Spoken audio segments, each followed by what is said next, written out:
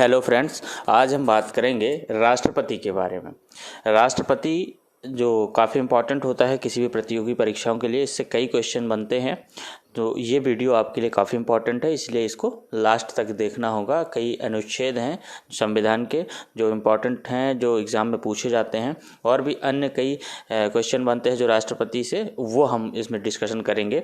और ऐसे ट्रिक्स भी बताएंगे आपको कि जिससे आपको आसानी से समझ में आएगा। तो चलिए शुरू करते हैं। सबसे पहले अपन बात कर लेते हैं कि जो हमारे देश में, भारत में शासन प्रणाली है वो कौन सी शासन प्रणाली है। तो हमारे देश में संघात्मक शासन प्रणाली है। संघात्मक शासन प्रणाली कितने प्रकार की होती है? 2 प्रकार की, एक संघात्मक और एक एकात्मक। भारत में क्या है? संघात्मक है। ठीक है, भारत में संघात्मक शासन प्रणाली है। और ये जो हमारी शासन प्रणाली है ये कहाँ से ली गई है? ब्रिटेन के संविधान से ली गई है। कहाँ से ली गई है? ब्रिटेन के संविधान से ली गई है। तो इसको भी ध्यान रखिएगा, कभी पूछता है तो ये आपके लिए ज़रूरी है जानना। ठीक है, क्योंकि आप जानते हैं कि भारत एक लोकतांत्रिक गणराज्य है और इसका जो संसदीय शासन प्रणाली है ये 4 पिलर में टिकी हुई होती है। 4 स्तंभ होते हैं इसके। पहला होता है विधायिका, दूसरा होता है कार्यपालिका, तीसरा होता है न्यायपालिका, चौथा होता है मीडिया। ठीक है, तो विधायिका का काम क्या होता है? विधायिका का काम होता है कानून बनाना। कार्यपालिका का काम क्या होता है? कानून का पालन कराना, एग्जीक्यूट कराना। ठीक है, तीसरा न्यायपालिका का काम क्या होता है? कानून सही ढंग से पालन हो रहा है या नहीं यह देखना। ठीक है, और मीडिया का क्या काम होता है? उक्त तीनों, ये जो विधायिका है, कार्यपालिका है और न्यायपालिका है, इन तीनों का क्रॉस चेक करना, देखना और जनता तक बात पहुंचाना कि वास्तव में सही तरीके से पालन हो रहा है या नहीं। तो आपने देखा कि जो संसदीय शासन प्रणाली है वो 4 स्तंभों पर टिकी होती है और हमारे भारत में संघात्मक शासन प्रणाली है। ठीक है, संघात्मक शासन प्रणाली में अब हमने चर्चा की विधायिका, कार्यपालिका और न्यायपालिका और मीडिया के बारे में। अब जान लेते हैं। देखिए, राष्ट्रपति जो होता है वो विधायिका का भी पार्ट होता है। ठीक है, राष्ट्रपति जो होता है वो विधायिका का पार्ट होता है। क्यों? क्योंकि जब कानून बनाया जाता है तो अंतिम हस्ताक्षर राष्ट्रपति के होते हैं। ठीक है, किंतु कार्यपालिका का भी पार्ट होता है। कार्यपालिका का प्रमुख भी माना जाता है किसको? राष्ट्रपति को। क्यों? क्योंकि कानून के पालन करवाने में भी राष्ट्रपति का योगदान होता है। ठीक है, अब इसके बाद अपन चर्चा कर लेते हैं। तो इतना थोड़ा सा डिटेलिंग में अपन समझ गए हैं और अब देख लेते हैं कि राष्ट्रपति से अब क्या इम्पोर्टेंट पॉइंट्स हैं जो हमें जानना काफ़ी इम्पोर्टेंट है। तो चलिए देखते हैं। संघ की समस्त कार्यपालक शक्तियां जो हैं वो राष्ट्रपति में निहित है। संघ की समस्त कार्यपालक शक्तियां जो हैं वो राष्ट्रपति में निहित है। इसका आशय ये है कि जो हमारे कार्यपालक की शक्तियां हैं मुख्य रूप से राष्ट्रपति में निहित हैं, जबकि वास्तविक कार्यपालक की शक्ति प्रधानमंत्री और मंत्रिपरिषद में निहित है। इसका आशय ये है कि राष्ट्रपति में कार्यपालक शक्तियां तो हैं, किंतु वास्तविक जो शक्तियां हैं वो प्रधानमंत्री और मंत्रिपरिषद में है। क्यों? क्योंकि जो कार्य होता है वो प्रधानमंत्री और मंत्रिपरिषद के द्वारा किया जाता है, किंतु उसमें नाम किसका होता है? राष्ट्रपति का। कोई भी जो जैसे कोई समझौता करना होता है विदेशी, जैसे मान लीजिए अमेरिका से कोई समझौता करना है, तो वो कौन करेगा? शासन, हमारा संसद करेगा। और संसद करेगा तो संसद का मतलब क्या? प्रधानमंत्री और मंत्रिपरिषद, किंतु उसमें नाम किसका होगा? राष्ट्रपति का। राष्ट्रपति के द्वारा समझौता किया गया है। ठीक है, अब देख लेते हैं कि आप जानते हैं जैसा कि भारतीय संविधान में राष्ट्रपति का पद जो है सर्वोच्च गरिमा एवं प्रतिष्ठा वाला होता है। उन्हें भारत का प्रथम नागरिक भी माना जाता है। जानते हैं आप कि भारत का प्रथम नागरिक कौन होता है? राष्ट्रपति होता है। ठीक है, अब अपन देख लेते हैं संविधान में क्या प्रावधान है। तो संविधान के अनुच्छेद 52 में भारत में एक राष्ट्रपति होगा, ये शब्द का उल्लेख है, इसके बारे में बताया गया है। ठीक है, तो आर्टिकल 52 में क्या बताया गया है कि भारत में एक राष्ट्रपति होगा। राष्ट्रपति का यह नामकरण अमेरिकी संविधान के समान है, लेकिन उनके कार्य व शक्तियाँ अमेरिकी संविधान के समान नहीं है। आपको बता दें कि जो राष्ट्रपति का नामकरण है वो अमेरिकी संविधान से, राष्ट्रपति शब्द जो है अमेरिकी संविधान से लिया गया है, किंतु उनके कार्य एवं शक्तियाँ जो है वो अमेरिकी संविधान के समान नहीं है, क्योंकि जो अमेरिका का राष्ट्रपति होता है वो शक्तिशाली सर्वसर्वा होता है। उसके नीचे जो भी मंत्रिपरिषद या जो भी कर्मचारी, अधिकारी, प्रधानमंत्री जो भी होते हैं वो उतने पावरफुल नहीं होते, उतनी शक्तियां नहीं होती जितनी कि राष्ट्रपति की होती हैं। ठीक है, अब आप आगे देखिए, भारत में ब्रिटेन जैसी संसदात्मक व्यवस्था है, अर्थात भारत के राष्ट्रपति की स्थिति ब्रिटिश सम्राट जैसी होती है। तो ब्रिटिश सम्राट की स्थिति भी ऐसी होती है कि उस सिर्फ नाम के लिए होते हैं, लेकिन काम कौन करता है, उनके नीचे प्रधानमंत्री और मंत्रिपरिषद। तो आपको समझ में आया कि राष्ट्रपति का जो नाम है वो अमेरिका के संविधान से लिया गया है, और जो काम है, जो भारत के में राष्ट्रपति का जो काम है वो ब्रिटिश सम्राट जैसी है। तो सिर्फ नाम होता है, उनका हस्ताक्षर होता है, किंतु काम जो है वो प्रधानमंत्री और मंत्रिपरिषद के द्वारा किया जाता है। ठीक है, अब देखते हैं कि राष्ट्रपति की योग्यता क्या होनी चाहिए, एलिजिबिलिटी क्या होती है। इसके बारे में संविधान के अनुच्छेद 58 में आर्टिकल 58 में बताया गया है कि राष्ट्रपति पद की योग्यता क्या होनी चाहिए। तो सबसे पहला, इंडियन सिटीजन होना चाहिए, वो भारत का नागरिक होना चाहिए। दूसरा, 35 वर्ष की आयु, मिनिमम 35 वर्ष की आयु होनी चाहिए। तीसरा, लोकसभा सदस्य बनने की योग्यता होनी चाहिए। और चौथा जो है, चुनाव के समय लाभ के पद पर नहीं होना चाहिए। लाभ के पद का आशय किसी सरकारी पद में नहीं होना चाहिए, क्योंकि लाभ के पद को हमारे संविधान में कोई डिटेलिंग में इसके बारे में बताया नहीं गया है, डिफाइन नहीं किया गया है कि लाभ के पद का मीन्स क्या होता है। ठीक है, तो सरकारी पद आप समझ लीजिए कि जो किसी सरकारी पद में ना हो। ठीक है, अगर वो सरकारी पद में हो, राष्ट्रपति का चुनाव लड़ना चाहता है तो उसको रिजाइन करना होगा, इसके बाद वो राष्ट्रपति का चुनाव लड़ पाएगा। ठीक है, अब देखिए, राष्ट्रपति पुनर्निर्वाचन का पात्र होगा। इसके बारे में बताया गया है कि संविधान के अनुच्छेद 57 में इसके बारे में बताया गया है कि राष्ट्रपति पुनर्निर्वाचन का पात्र होगा, क्योंकि कई बार ऐसे विवाद होते हैं कि राष्ट्रपति कितने बार बन सकता है। तो इसके बारे में बताया गया है अनुच्छेद 57 में। वहाँ आपको बता देते हैं कि राष्ट्रपति कितने भी बार चुना जा सकता है, कितने भी बार चुनाव लड़ सकता है। ठीक है, अब राष्ट्रपति के निर्वाचन से संबंधित समझ लेते हैं कि राष्ट्रपति का निर्वाचन कैसे होता है। तो राष्ट्रपति के निर्वाचन के बारे में हमारे संविधान में अनुच्छेद 54 में इसके बारे में बताया गया है, आर्टिकल 54 में। और जो राष्ट्रपति का चुनाव होता है वो निर्वाचक मंडल के द्वारा होता है। किसके द्वारा होता है? निर्वाचक मंडल के द्वारा होता है। जनता के द्वारा चुनाव नहीं होता है, अप्रत्यक्ष प्रणाली से चुनाव होता है राष्ट्रपति का। और जो इलेक्शन में पार्टिसिपेट करते हैं उसको इलेक्टोरल कॉलेज कहते हैं, निर्वाचक मंडल कहते हैं। अब कौन वोट करता है राष्ट्रपति के चुनाव में? अगर जनता वोट नहीं करती तो संसद के दोनों सदनों के निर्वाचित सदस्य, संसद का दोनों सदन मतलब लोकसभा और राज्यसभा। ठीक है, निर्वाचित सदस्यों को, नॉमिनेट सदस्य नहीं, निर्वाचित सदस्य जो होते हैं वो राष्ट्रपति के चुनाव में वोट करते हैं। और कौन? राज्यों की विधानसभाओं के निर्वाचित सदस्य, राज्यों की विधानसभाओं, जो राज्य की विधानसभा होती है वहाँ के निर्वाचित सदस्य जो हैं वो राष्ट्रपति को वोट करते हैं। अब यहाँ पे ध्यान दीजिएगा, लिखा है दिल्ली एवं पौंडीचेरी की विधानसभा सहित। क्यों? क्योंकि ये केंद्र शासित प्रदेश हैं। पहले ऐसा नहीं था कि दिल्ली और पौंडीचेरी के विधायक, जो निर्वाचित विधायक हैं उनको भी पार्टिसिपेट करवाया जाता था, किंतु अब करवाया जाने लगा है दिल्ली और पौंडीचेरी की विधानसभा के भी जो सदस्य होते हैं, निर्वाचित सदस्य होते हैं, उनको भी राष्ट्रपति के निर्वाचन में मतदान का अधिकार मिल गया है। ठीक है, अब राष्ट्रपति के निर्वाचन से संबंधित ही जो अनुच्छेद 54 के बारे में अपन समझ लेते हैं।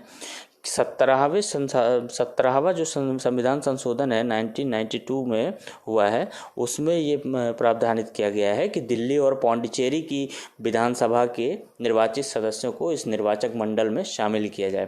पहले चर्चा कर चुके निर्वाचक मंडल, तो ये जब कभी ऐसा क्वेश्चन बनता है कि दिल्ली और पौंडीचेरी विधानसभा के सदस्यों को राष्ट्रपति के चुनाव में कब से शामिल किया गया, तो 17वें संविधान संशोधन 1992 से शामिल किया गया।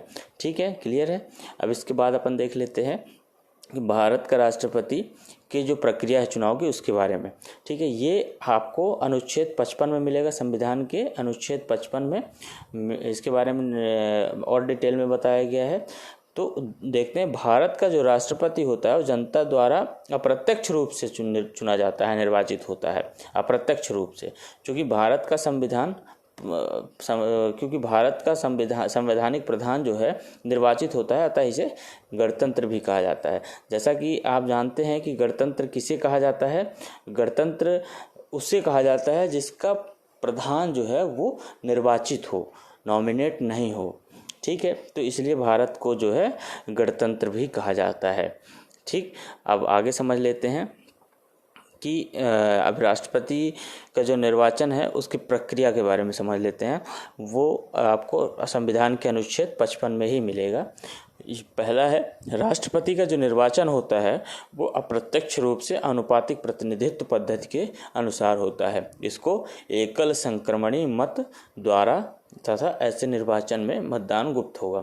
तो राष्ट्रपति की जो निर्वाचन की प्रक्रिया होती है वो कौन सी होती है, एकल संक्रमणी मत पद्धति के द्वारा। ठीक है, इसके बारे में अनुच्छेद 55(3) जो हमारा आर्टिकल है कॉन्स्टिट्यूशन का 55(3) में इसके बारे में बताया गया है। अब आगे देख लेते हैं, जहाँ तक संभव हो भिन्न भिन्न राज्यों के प्रतिनिधित्व के मापन में एक रूपता रखी जाए। ठीक है, जैसे कहीं ऐसा होता है कि कहीं की विधानसभा जो सदस्यों की संख्या होती है वो अधिक होती है, जनसंख्या अधिक होती है, तो उनका वेटेज अधिक हो जाएगा, उनका महत्व अधिक हो जाएगा। इसलिए यहाँ पे एक रूपता रखे जाने की बात कही है कि कहीं का वेटेज अधिक ना हो, सबके समान एक रूपता के हिसाब से उनका मापन किया जाए। इसका जो लेख है वो अनुच्छेद 55(1) में दिया गया है, कॉन्स्टिट्यूशन आर्टिकल 55 फर्स्ट में दिया गया है। ठीक है, अब निर्वाचन विधि के बारे में ही अपन चर्चा करेंगे कि राज्यों की विधानसभाओं के निर्वाचित सदस्यों के मतों का मूल्य निम्न तरीकों से निर्धारित किया जाता है। अब यहाँ पे ये समझना होगा कि जैसे कोई विधायक है या जो भी राष्ट्रपति के चुनाव में भाग ले रहे हैं, उनके मतों की संख्या कैसे आंकी जाए। तो देख रहे हैं 1/1000, एक वोट मतलब 1000 लोगों के बीच में एक वोट काउंट किया जाता है। ठीक है, जो भी निर्वाचित सदस्य होते हैं उनके द्वारा जो भी वोट किया जाता है उसका मतलब 1000 में एक वोट माना जाता है। ठीक है, अब राष्ट्रपति के निर्वाचन की विधि पे ही अपन चर्चा कर रहे हैं। तो राष्ट्रपति का चुनाव 2026 तक 1971 की जनगणना के आधार पर किया जाएगा। 2011 की जनगणना का इसमें कोई महत्व नहीं है। इसका जो आधार रहेगा वो 1971 की जनगणना के आधार पर किया जाएगा। कब तक किया जाएगा, 2026 तक किया जाएगा। ठीक है, अब आगे देख लेते हैं कि ये जो एकल संक्रमणी मत पद्धति है, जो राष्ट्रपति के निर्वाचन की पद्धति है, वो कहाँ से ली गई है, इसके बारे में इम्पोर्टेंट टॉपिक देख लेते हैं। एकल संक्रमणी मत पद्धति के जन्मदाता ब्रिटिश विद्वान हैमर हैं। ठीक है, पूछा जाता है कि एकल संक्रमणी मत पद्धति के जनक किसे कहा जाता है, तो विद्वान हैमर को कहा जाता है, जो ब्रिटिश के विद्वान हैं। ठीक है, अब आगे देखते हैं। इसमें डेनमार्क के मंत्री एंड्रे ने अपने यहाँ 1956 में इसे लागू किया था। ये जो एकल संक्रमणी मत पद्धति है, ये पहली बार एंड्रे नामक जो मंत्री हैं डेनमार्क के, उन्होंने 1956 में इसे लागू किया था, इसलिए इसे एंड्रे सिस्टम भी कहा जाता है। ठीक है, पूछा जाएगा कभी ऑब्जेक्टिव टाइप में कि एकल संक्रमणी मत पद्धति को और क्या कहा जाता है, तो एंड्रे सिस्टम भी कहा जाता है। ठीक है, और इसे वरीयता प्रणाली भी कहा जाता है, प्रायोरिटी सिस्टम। ठीक है, ध्यान दीजिएगा, इसको वरीयता प्रणाली भी कहा जाता है। अब राष्ट्रपति की पदावधि क्या होती है, कब तक राष्ट्रपति अपने पद पर रहेंगे और इनकी क्या स्थितियां होंगी, तो इसके बारे में संविधान के अनुच्छेद 56(1) में बताया गया है। कॉन्स्टिट्यूशन आर्टिकल 56(1) में बताया गया है कि राष्ट्रपति की पदावधि क्या होगी और पदच्युत कैसे होंगे और उनका उत्तराधिकारी कौन होगा। ठीक है, तो पद ग्रहण करने की तारीख से 5 वर्ष तक, मीन्स राष्ट्रपति का कार्यकाल कितना होता है, 5 वर्ष तक होता है। ठीक है, पद अवधि समाप्त होने पर भी यहाँ पे ध्यान दीजिएगा, पद अवधि समाप्त होने पर भी अपने उत्तराधिकारी के पद ग्रहण करने तक अपने पद पर बने रहेंगे। इसका आशय ये है कि राष्ट्रपति का कार्यकाल समाप्त हो चुका है, किंतु जब तक दूसरा उत्तराधिकारी शपथ ग्रहण नहीं करेगा तब तक वो अपने पद पर बने रहेंगे। पद ग्रहण करने से पूर्व राष्ट्रपति को भारत के मुख्य न्यायाधीश के सामने अथवा उसकी उपस्थिति में सर्वोच्च न्यायालय के अन्य वरिष्ठ न्यायाधीश के सामने शपथ लेनी होगी। इसका आशय ये है कि राष्ट्रपति जब निर्वाचित हो जाते हैं तो उनको पद ग्रहण करने, उनको शपथ कौन दिलवाता है? वो भारत का मुख्य न्यायाधीश होता है, जो सुप्रीम कोर्ट ऑफ इंडिया के चीफ जस्टिस होते हैं वो। ठीक है, अगर मान लीजिए किसी परिस्थिति में सर्वोच्च न्यायालय के जो मुख्य न्यायाधीश वो नहीं है, मृत्यु हो गई या किसी कारण पद खाली है, तो सर्वोच्च न्यायालय के ही अन्य वरिष्ठ न्यायाधीश के सामने शपथ लेनी पड़ती है। इसके बारे में संविधान के अनुच्छेद 60 में प्रावधान किया गया है, उसके बारे में बताया गया है। ठीक है, अब आगे देख लेते हैं जो राष्ट्रपति के पद की शर्तें हैं वो क्या क्या होती हैं। इसके बारे में बताया गया है संविधान के अनुच्छेद 59 में। ठीक है, आर्टिकल 59 में राष्ट्रपति के पद की शर्तों के बारे में बताया गया है। तो राष्ट्रपति निर्वाचित होते समय सांसद या विधायक नहीं होना चाहिए। ठीक है, यहाँ पे स्पष्ट है। देखिए, पहले अपन जब योग्यता देख रहे थे, इनकी एलिजिबिलिटी देख रहे थे, तो संसद का सदस्य होने की योग्यता का आशय ये नहीं है कि वो सांसद या विधायक हों। ठीक है, तो राष्ट्रपति निर्वाचित होते समय सांसद या विधायक नहीं होने चाहिए, किसी लाभ के पद पर नहीं होने चाहिए। राष्ट्रपति के वेतन व भत्ते भारत की संचित निधि से दिया जाएगा। ठीक है, कार्यकाल के दौरान राष्ट्रपति के वेतन व भत्ते में कटौती नहीं की जा सकती। राष्ट्रपति के वेतन व भत्ते में कटौती नहीं की जा सकती, किंतु बढ़ोतरी की जा सकती है। ठीक है, कार्यकाल के दौरान, कार्यकाल समाप्त होने के बाद किया जा सकता है। अब देखते हैं कि रिक्त कैसे हो सकता है, राष्ट्रपति का जो पद है वो 5 वर्ष से पहले कैसे रिक्त हो सकता है और उसका उत्तराधिकारी कौन होता है, इसके बारे में आगे चर्चा करते हैं। कि ये राष्ट्रपति का जो 5 वर्ष से पहले पद रिक्त होता है उसमें उपराष्ट्रपति को संबोधित कर त्याग पत्र दे दें, रिजाइन दे दें वो उपराष्ट्रपति को संबोधित करके, तब 5 वर्ष से पहले पद रिक्त हो सकता है।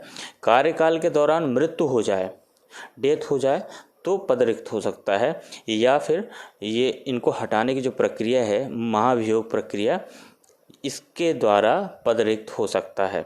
अब महाभियोग प्रक्रिया काफ़ी इम्पॉर्टेंट है, इसके बारे में बताया गया है अनुच्छेद 61 में, जो कॉन्स्टिट्यूशन का आर्टिकल 61 है, इसमें बताया गया है महाभियोग प्रक्रिया को। अब यहाँ पे काफ़ी इम्पॉर्टेंट रहेगा कि महाभियोग प्रक्रिया किन परिस्थितियों में लाई जाएगी।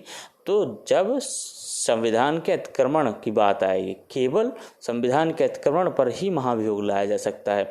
संविधान के अतिक्रमण से आशय होता है संविधान के उल्लंघन। तो इसके बारे में कहाँ बताया गया है? संविधान के अनुच्छेद 61(1) में, आर्टिकल 61 फर्स्ट में बताया गया है।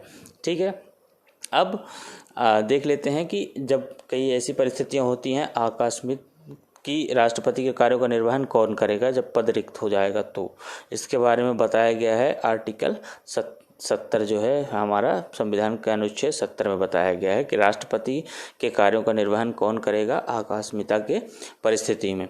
तो ये पहला होता है उपराष्ट्रपति। जब राष्ट्रपति का पद खाली होगा तो उनका कार्य कौन करेगा? उपराष्ट्रपति करेगा।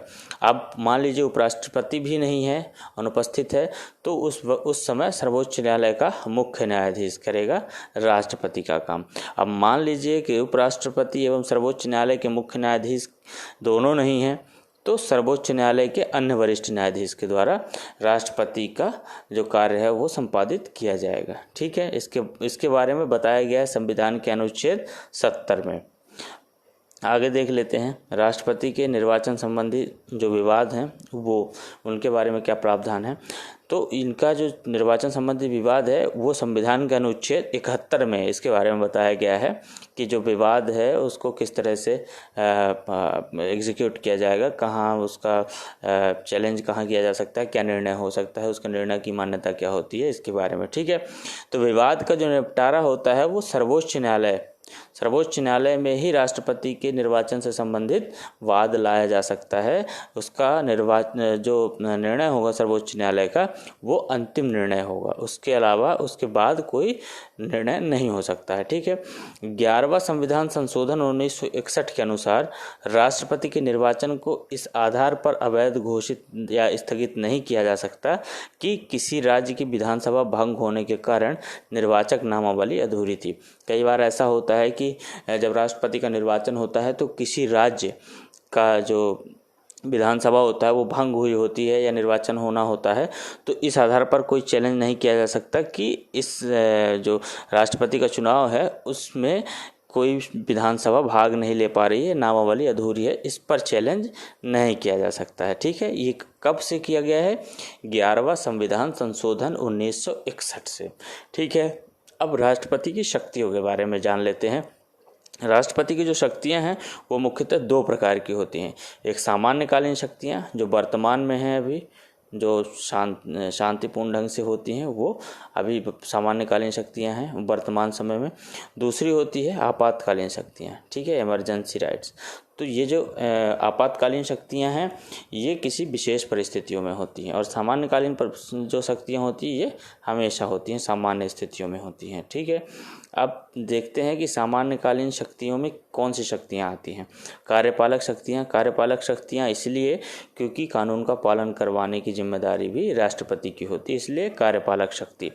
नियुक्ति एवं हटाने संबंधी अधिकार, नियुक्ति करते हैं, जैसे कि प्रधानमंत्री की नियुक्ति या मंत्रिपरिषद की, इस तरह से इनको हटाने एवं नियुक्ति का भी अधिकार है। सैन्य शक्ति, जैसे कि जानते हैं कि सेनाओं का प्रमुख होता है राष्ट्रपति, तो ये सैन्य शक्ति होगी। न्यायिक शक्ति, आपको पता है कि क्षमादान की शक्ति जो है वो राष्ट्रपति के पास है। किसी सज़ा को कम करने की भी शक्ति राष्ट्रपति के पास है।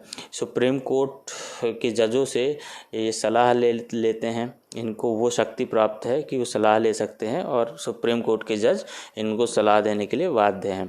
मनोनयन की शक्ति, मनोनयन करते हैं, राज्यसभा लोकसभा के सदस्यों का मनोनयन की भी शक्ति है इनकी। इस तरह से राष्ट्रपति की ये शक्तियां हैं। और आगे समझ लेते हैं सामान्यकालीन शक्तियां में ही विधायिका संबंधी अधिकार, क्योंकि जो नियम बनते हैं, कानून बनते हैं, उसमें राष्ट्रपति का हस्ताक्षर होता है, ये उनका अधिकार होता है। वित्तीय शक्ति इनके पास होती है। अध्यादेश जारी करने की शक्ति, इसके बारे में अनुच्छेद 123 में बताया गया है, जो हमारा कॉन्स्टिट्यूशन है उसके आर्टिकल 1, 2, 3 में बताया गया है। अध्यादेश जारी करने संबंधी शक्ति जो है। क्षमादान की शक्ति, ये अनुच्छेद 72 में बताया गया है, राष्ट्रपति को क्षमादान की शक्ति प्राप्त है। राज्य से संबंधित शक्ति, क्योंकि राज्यों में भी राष्ट्रपति का शक्ति का पालन होता है, और राष्ट्रपति के प्रतिनिधि के तौर पर राज्यपाल होते हैं राज्य में। ठीक है, तो वो राष्ट्रपति की शक्तियों के अंतर्गत ही आता है। अब समझ लेते हैं आपातकालीन शक्तियाँ। जो आपातकालीन शक्तियाँ वो विशेष परिस्थितियों में होती हैं। राष्ट्रीय आपातकाल जो होता है वो पूरे देश में लागू होता है। ठीक है, इसके बारे में बताया गया है संविधान के अनुच्छेद 352 में। ठीक है, राष्ट्रपति शासन किसी विशेष जगह पर लगाया जा सकता है, 1 राज्य, 2 राज्य, 3 राज्य, किसी विशेष जगह पे। ठीक है, ये इसके बारे में बताया गया है अनुच्छेद 356 में, संविधान के अनुच्छेद 356 में इसके बारे में बताया गया है। वित्तीय आपातकाल, इसके बारे में अनुच्छेद 360 में बताया गया है। ये आपातकालीन शक्तियाँ हैं राष्ट्रपति की। अब राष्ट्रपति से इम्पोर्टेंट टॉपिक जो कई बार क्वेश्चन बनते हैं जो एग्जाम में, वो समझ लेते हैं उसके बारे में। तो आपको पता है कि भारत के प्रथम राष्ट्रपति कौन थे? डॉक्टर राजेंद्र प्रसाद। और सबसे अधिक समय तक रहने वाले राष्ट्रपति भी डॉक्टर राजेंद्र प्रसाद हैं। ठीक है, वर्तमान में राष्ट्रपति कौन है? श्री रामनाथ कोविंद, जो 14वें राष्ट्रपति हैं भारत के। ठीक है, और प्रथम मुस्लिम राष्ट्रपति कौन थे? जाकिर हुसैन, जो कार्यकाल के दौरान इनकी मृत्यु भी हुई थी। ठीक है, प्रथम मुस्लिम राष्ट्रपति कौन है? जाकिर हुसैन। और प्रथम महिला राष्ट्रपति श्रीमती प्रतिभा देवी सिंह पाटिल, जो 12वीं राष्ट्रपति हैं भारत की। ठीक है, अब आप यहाँ से अपन 4 टॉपिक जो है 4 टॉपिक ले चुके हैं भारत के राष्ट्रपति के बारे में। जो प्रमुख बिंदु हैं प्रथम राष्ट्रपति, वर्तमान में राष्ट्रपति, और प्रथम मुस्लिम राष्ट्रपति, प्रथम महिला राष्ट्रपति। ठीक है, तो ये जो वीडियो है आपकी इम्पॉर्टेंट है। कई क्वेश्चन इससे बनते हैं जो एग्ज़ाम में पूछे जाते हैं, कई बार पूछे जा चुके हैं, इसलिए ये वीडियो आप ज़रूर अवश्य शेयर करिएगा, लाइक करिएगा और कमेंट करिएगा। हम किसी अगले जो इम्पोर्टेंट टॉपिक है उसके बारे में जल्द ही नया वीडियो लेके आएंगे। Thank you.